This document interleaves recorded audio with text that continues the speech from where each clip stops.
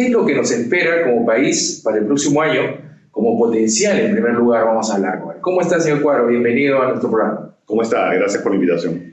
¿Qué potenciales le ve usted como economista o como viceministro de Promoción del Empleo para el próximo año a nivel económico para nuestro país? Sí, bueno, como ex viceministro, ¿no? En principio, venimos de un año de recesión, el 2023, donde la economía cayó en 0,6%. Este año la economía peruana se ha venido recuperando. Tenemos un crecimiento ya cercano al 3% en lo que va del año. Y el Ministerio de Economía estima que al finalizar el año creceremos en algo más del 3%, ¿no? Es una recuperación, digamos, es un primer paso, pero se esperaría pues retomar tasas de crecimiento mayores en los próximos años, ¿no? Yo diría en torno al 5%, ¿no? Sería lo mínimo aceptable como para poder generar de manera más significativa empleo formal. ¿Qué significa este aumento del 3% a comparación de estos últimos años que ha habido un déficit? ¿Qué significaría para la población? Que hay cierta reactivación económica. El 2020 efectivamente tuvimos una situación de pandemia que llevó a una caída del PBI significativa, en más del 11%, igual el 2023 en una menor, digamos, dimensión, lo cual ha generado pues pérdida de empleo, sobre todo empleo de calidad, empleo formal, pérdida de ingresos. Hay que recordar que hubo un proceso inflacionario también en el 2021-2023, ¿no? Donde la inflación estuvo por encima del rango meta del BCR, superando el 8% incluso en 2022. Entonces los hogares peruanos y los trabajadores se han visto golpeados por esta crisis económica en el país. Y a lo largo del año ha habido cierta mejora, ¿no? En los indicadores laborales, en el empleo adecuado, el empleo formal, en parte en los ingresos, pero lamentablemente todavía estamos por debajo del estándar prepandemia, ¿no? Quiero decir que en el 2019 teníamos un mayor nivel de empleo adecuado, de formalidad, menor desempleo, menor subempleo. Igual teníamos cifras todavía precarias en términos gruesos, pero ni siquiera hemos podido recuperar ese estándar que teníamos antes del 2019. Entonces, en tanto más crezca la economía, además de otras políticas públicas, digamos, que acompañen este crecimiento, se va a poder recuperar y generar más empleo de calidad y mejorar los ingresos de los trabajadores.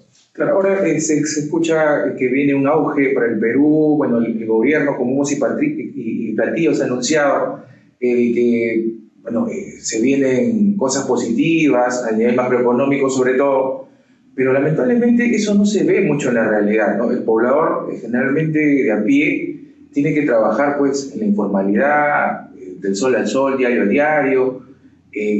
¿Esto le conviene, digamos, al poblador o todo va a seguir igual? Porque esa es la pregunta. O sea, nos conviene como país macroeconómicamente, pero a nivel del ciudadano de pie, ¿les conviene también o no? El crecimiento económico es fundamental para generar empleo, digamos, es una condición necesaria, pero no suficiente, no basta con ello. Por eso te decía que al crecimiento económico, que requiere además una mayor inversión privada y pública, entre otros factores, se tienen que sumar políticas públicas que ayuden a mejorar las condiciones de vida de los ciudadanos. Por ejemplo, una política que busque diversificar la economía. ¿Para qué? Para potenciar aquellos sectores con alta posibilidad de generar empleo asalariado formal. Hablo de sectores como la metalmecánica en industria, textiles, confecciones, la agroindustria, sector turismo y sus ramas vinculadas, como hoteles, restaurantes, servicios recreativos, entre otros, que pueden generar mucho empleo asalariado formal, pero que requieren pues, de un apoyo e incentivo estatal, no en la línea de degradar derechos laborales, ¿no? Sino incentivos económicos que conlleven estos sectores a generar, repito, de manera masiva empleo formal. A ello se le debería sumar también un conjunto de políticas de mejora de la productividad de la población, del capital humano, acceso a innovaciones para las MIPES, mejores procesos de producción, acceso a crédito más barato, es oneroso para las MIPES, simplificación administrativa de los procesos de formalización, entre otras medidas que ayudan a mejorar, digamos, la eficiencia de la economía nacional. Y además también de fortalecer, por ejemplo, la fiscalización, tanto laboral y tributaria, ¿no? Para que no solo crezca el empleo en sí, sino el empleo formal de calidad. Creo que estos factores son importantes para que el crecimiento de la economía se traduzca también en una mejor condición de vida para los ciudadanos. Se ha anunciado un incremento del salario mínimo vital. ¿Usted considera que es positivo esto o puede generar algún problema para estas pequeñas empresas que todavía, bueno, no se formalizan o están en proceso de formalización, que les parece muy elevado, parece el tema de generar formalidad para poder gastar, pues, en los trabajadores, ¿no? De manera formal.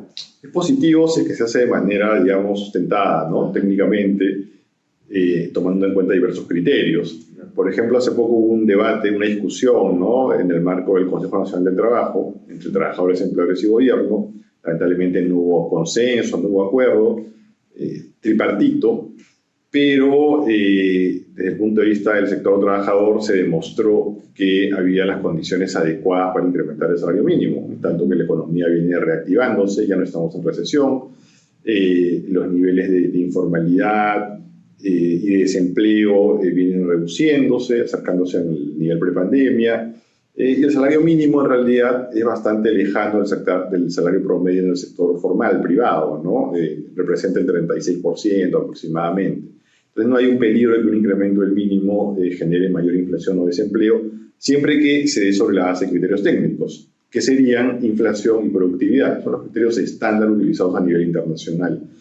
Justamente en la discusión del CNT se vio que aplicando estos criterios desde el 2007 en adelante, que fue cuando se aprobó un primer mecanismo técnico en este espacio de diálogo social, el mínimo a la fecha debería estar ya en 1.330 soles, ¿no? O sea, del 2025 actuales habría margen técnico para que el mínimo se ubique por lo menos en 1.330 soles, que podría ser un incremento, digamos, de 305 soles que se dé en tramos, ¿no? De repente en 2 tramos, ¿no? Para que el impacto, sobre todo en las empresas de menor tamaño, sea el más pequeño posible, ¿no? Pero margen técnico para incrementarlo hay, más aún tomando en cuenta que actualmente quienes ganan el mínimo, descontando el aporte previsional, ¿no? Que está a cargo de los trabajadores, tienen una remuneración neta de alrededor de 900 soles, que no alcanza para satisfacer la canasta básica de consumo de una familia con 4 miembros, ¿no? Y deja a estas personas en situación no solo de pobreza, sino pobreza extrema en muchos casos, ¿no? Entonces, es un mínimo que está atrasado. Usted me decía de que, son las últimas fechas, últimos días, se ha presentado, se ha evidenciado de que, por ejemplo, en el tema de la minería informal, que genera miles de puestos de trabajo, pero no hay capital humano tampoco que se pueda desempeñar, y estos recursos directamente que se acumulan aquí no van al Estado, ¿no? Son recursos que se quedan, digamos, en el aire, pero podemos apreciar también de que a su vez en esta situación es debido a que las personas que entran a estos tipos de rubros informales son personas que no tienen capacitaciones, no tienen educación muchas veces.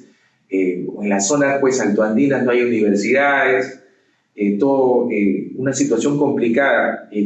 ¿Usted considera de que, por ejemplo, inclusive aquí en Lima, nosotros hemos ido a los colegios estatales y vemos una serie de deficiencias enormes, ¿no? No hay servicios básicos, no hay electricidad, en muchos casos ni desagüe, no tienen nada, ¿no? Entonces, para mí el mensaje es claro, ¿no? O sea, si tú vienes de una familia pobre, no mereces nada del Estado.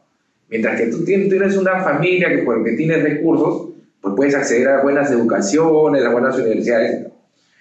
Eso, con ese tipo de mensaje o ese tipo de lógica, ¿se puede generar un crecimiento a nivel país, considera usted, o no? ¿O estamos todavía falta de esa brecha sanear, subsanar? Sí, definitivamente no. Tenemos serios problemas en la calidad de los servicios públicos, como educación y salud, que son fundamentales para tener capital humano de calidad, para que mejore la productividad del país y las personas puedan desarrollarse de manera adecuada y tener una vida digna, fundamentalmente. Entonces ahí es clave una reforma educativa, ¿no? A nivel básico y superior. Algo de eso se hizo en los últimos años, pero lamentablemente pues, con las últimas medidas del Poder Legislativo hemos retrocedido, ¿no? En lugar de mejorar el estándar educativo, más bien lo estamos precarizando nuevamente, ¿no?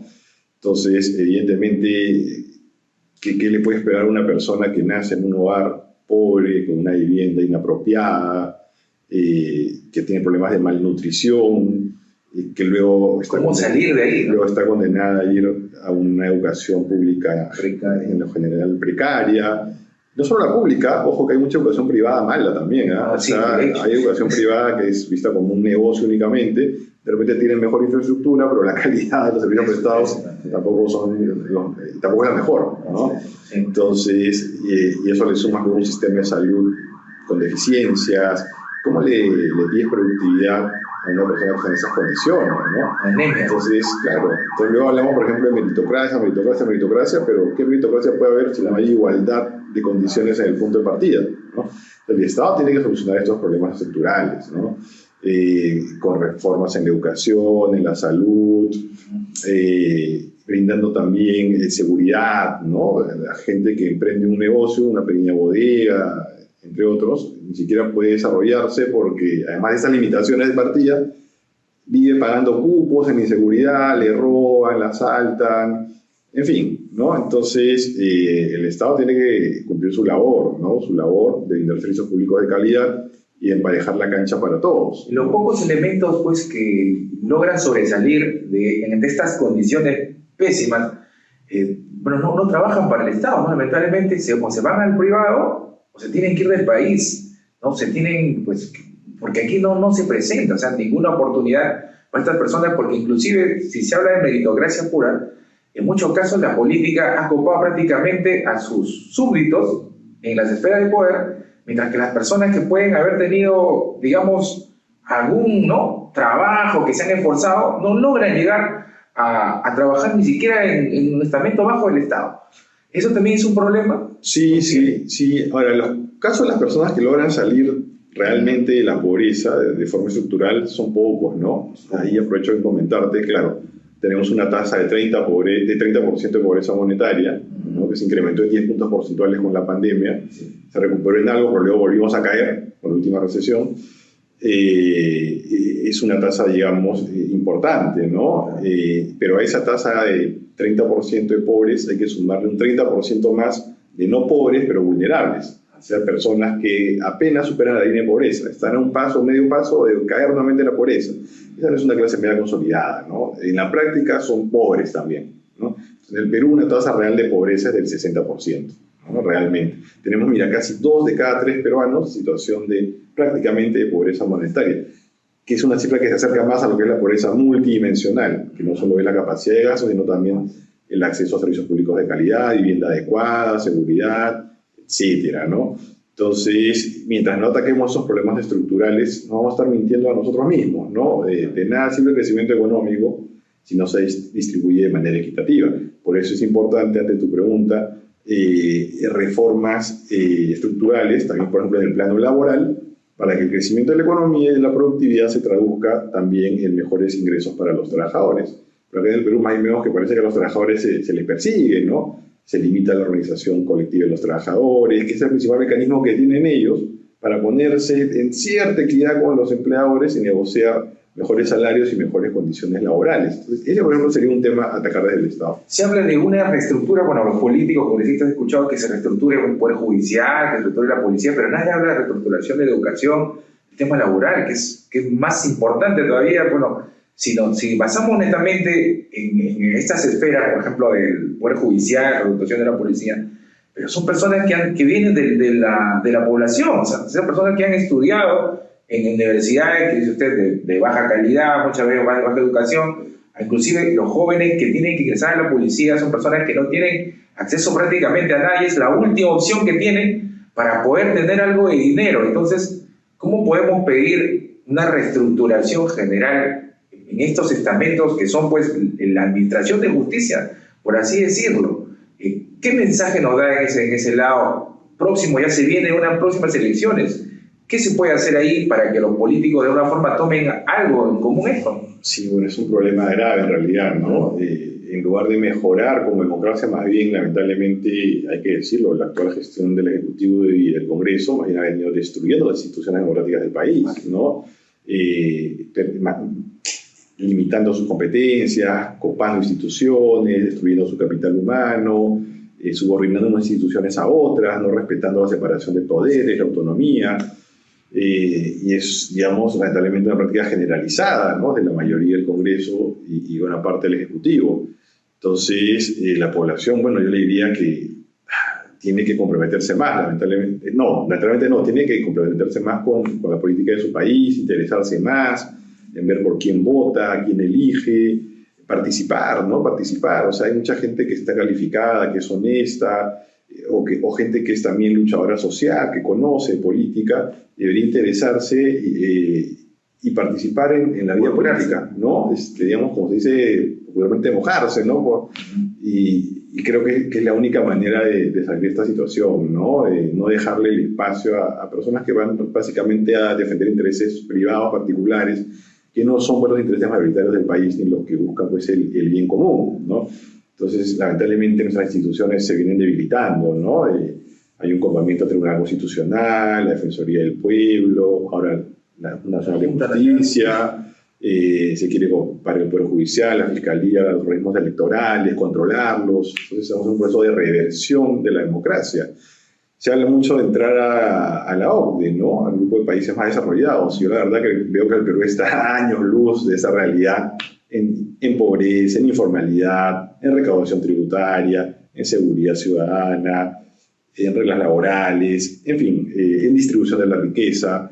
Incluso estamos ya por debajo del estándar latinoamericano o sudamericano, ¿no? Entonces, nos hemos deteriorado como país y la situación es crítica, pero nosotros como peruanos somos los que tenemos que tomar el toro por las astas, como se dice, y afrontar esa situación. Lo único que nos libra, digamos, es el crecimiento económico macroeconómico, pero que después todo está... Pues, y eso pésimo, ya se empezó a ver afectado, ¿no? Porque se empezó a ver afectado porque la inversión ya tiene varios años que está estancada prácticamente, la inversión privada.